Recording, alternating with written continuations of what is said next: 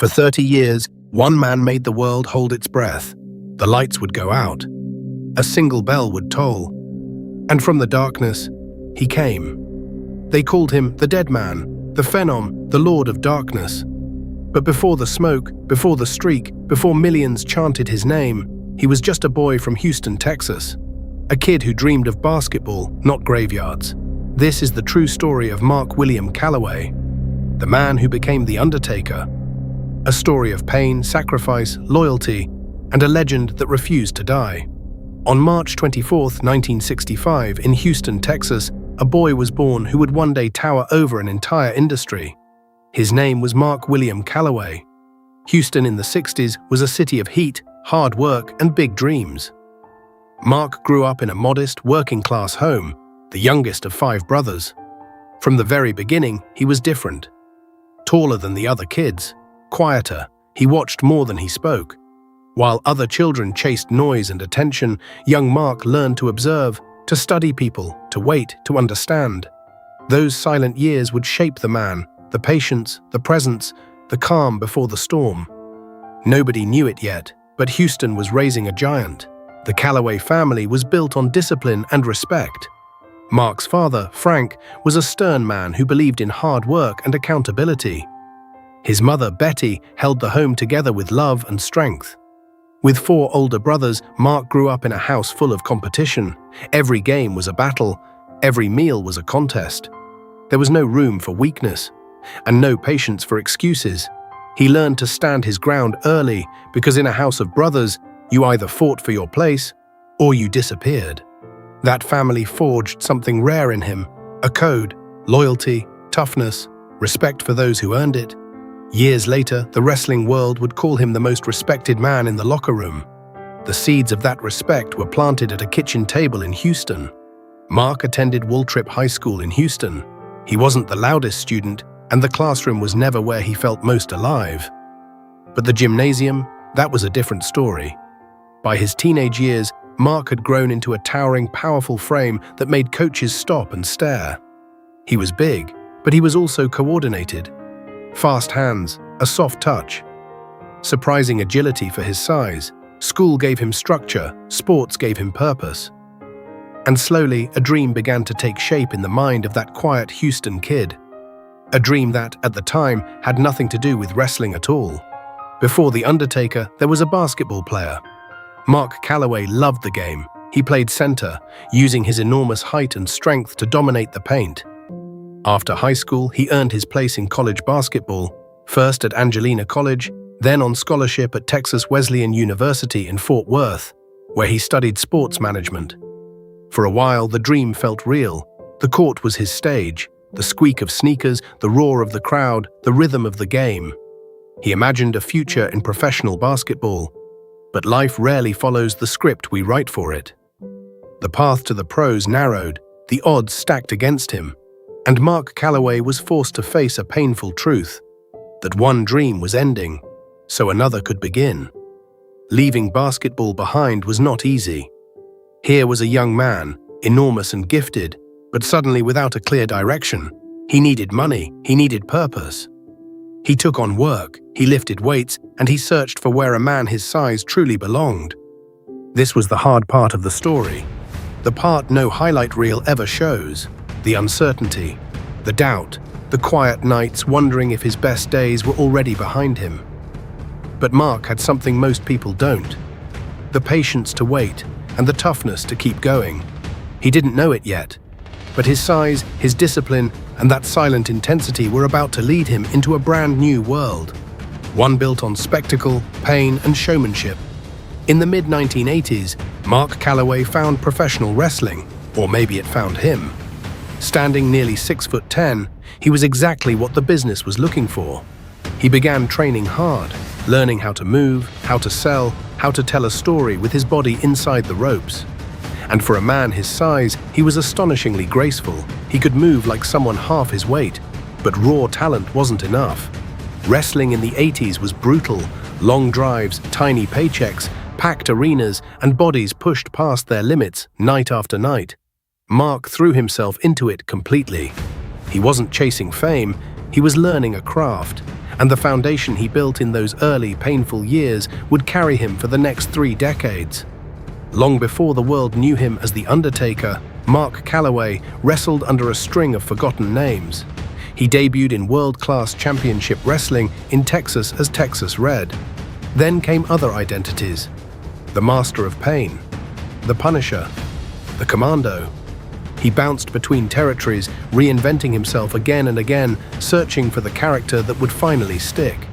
In World Championship Wrestling, he became Mean Mark Calaway, a cold, menacing big man who turned heads with his unusual agility. But none of these names made him a star. Promoters saw the size, they saw the potential, they just hadn't figured out what to do with him. Mark was a giant, waiting for the right story. And in 1990, that story would finally arrive.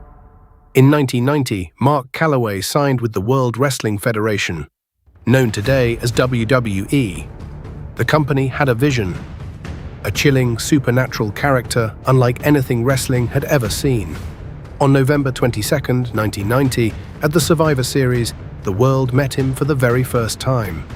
He arrived as a mysterious, unannounced member of a team, pale, silent, dressed like a mortician, moving with an eerie, unnatural calm. The crowd didn't know what to make of him. He felt no pain, he stalked the ring, and he simply would not stay down. In an industry full of noise, this character said almost nothing, and that silence was terrifying. A legend had just taken its first breath. They called him The Undertaker, a dead man walking. Soon he was joined by a pale, urn-carrying manager named Paul Bearer, whose haunting presence completed the nightmare. Together, they built something unforgettable. The lights would drop to black, the bell would toll, purple light would flood the arena, and the crowd would erupt, not in cheers alone, but in genuine fear and awe. Mark Callaway didn't just play a character. He disappeared into it. He protected it with everything he had, keeping the magic alive for decades, refusing to break the illusion.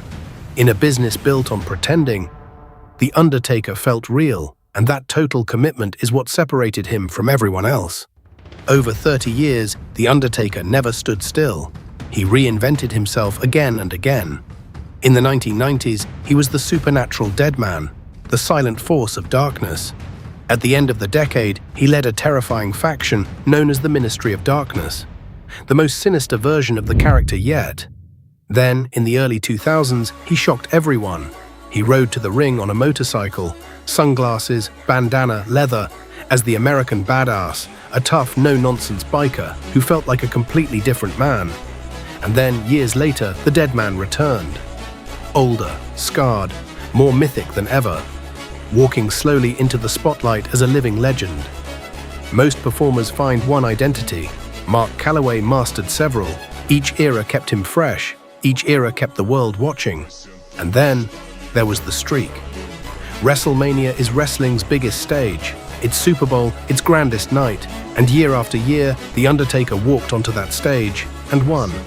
One victory became 5, 5 became 10, 10 became 20. He stood at 21-0, 21 straight WrestleMania victories, an unbeaten run that spanned more than 2 decades. It became the most legendary record in the entire industry. Fans didn't ask if he would win. They asked who would be brave enough to try and stop him. Then, in 2014, at WrestleMania 30, the unthinkable happened. Brock Lesnar, a beast of a man, did what no one had ever done. He pinned The Undertaker. The arena fell into stunned, painful silence. Grown adults sat with their hands over their mouths. The streak was over. And in that silence, you finally understood just how much it had meant. But The Undertaker was far more than one record. He was a champion, a 4-time WWF and WWE champion, and a 3-time World Heavyweight champion, holding world titles 7 times across his career, along with multiple tag team championships. He won his first world title back in 1991, defeating Hulk Hogan himself. And then there were the matches, wars that became legend. The brutal Hell in a Cell against Mankind in 1998, where he threw his opponent off the top of a steel cage in one of the most shocking moments ever televised. The unforgettable battles with Shawn Michaels at WrestleMania. Matches so good they brought grown audiences to tears. Casket matches, buried alive matches, inferno matches surrounded by real fire. The Undertaker didn't just compete. He created moments that fans would never, ever forget. Away from the cameras, Mark Callaway became something even greater, the heart and soul of the locker room. For decades, he was the man younger wrestlers looked up to. He set the standard for professionalism, respect, and how to carry yourself in the business. He protected the craft. He demanded honesty. And when someone needed guidance or correcting, they answered to him. He was even known to hold a private locker room court to keep disrespectful talent accountable, all to protect the traditions he loved. Backstage, his word carried weight that no title belt ever could. He led not by shouting, but by example. And that is why, to this day, almost everyone who shared a ring with him speaks his name with reverence. But every legend is built on sacrifice, and the price Mark Callaway paid was enormous. 30 years of slamming his body into canvas and steel left him broken in ways the fans never saw. Shattered hips, damaged knees, surgeries, replacements, and pain that became his daily companion. There were nights he could barely walk to the ring, and still he performed, because he refused to give the audience anything less than everything. In his own documentary, The Last Ride, the world finally saw the truth. A warrior fighting his own body, chasing one more perfect match, terrified of letting go. Behind the supernatural character was a deeply human man, exhausted, hurting, and unbelievably brave. That hidden pain is the real measure of his greatness. Every journey reaches its final mile. In 2020, after a career that defined an entire era, Mark Callaway wrestled his last match, a cinematic, emotional battle known as the Boneyard Match at WrestleMania 36. And then, on November 22, 2020, exactly 30 years to the day after his debut, he stood in the center of the ring one final time.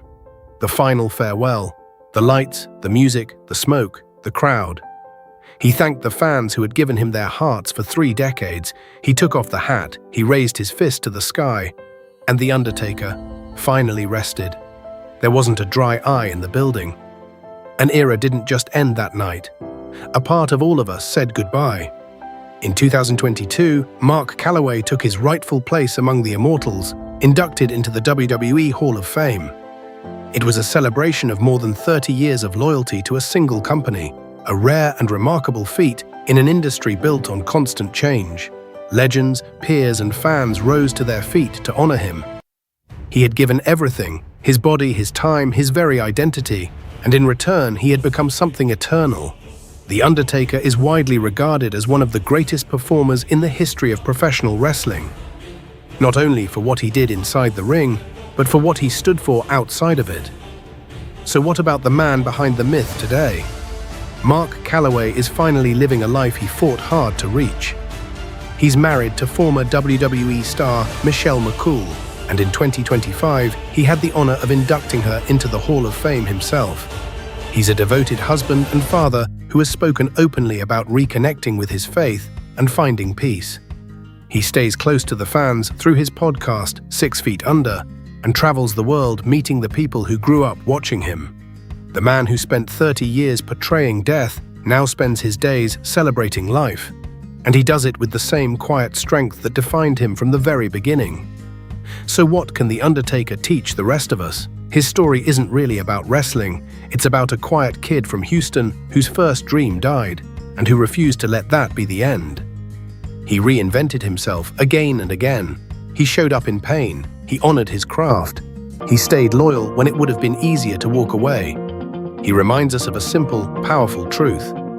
It doesn't matter how many times life knocks you down. What matters is that you rise every single time and you keep going. Your first dream ending is not your story ending. It might just be the beginning of your greatest one. If this legend moved you, then this is where you belong. This is WrestleVault, where wrestling's greatest stories never die.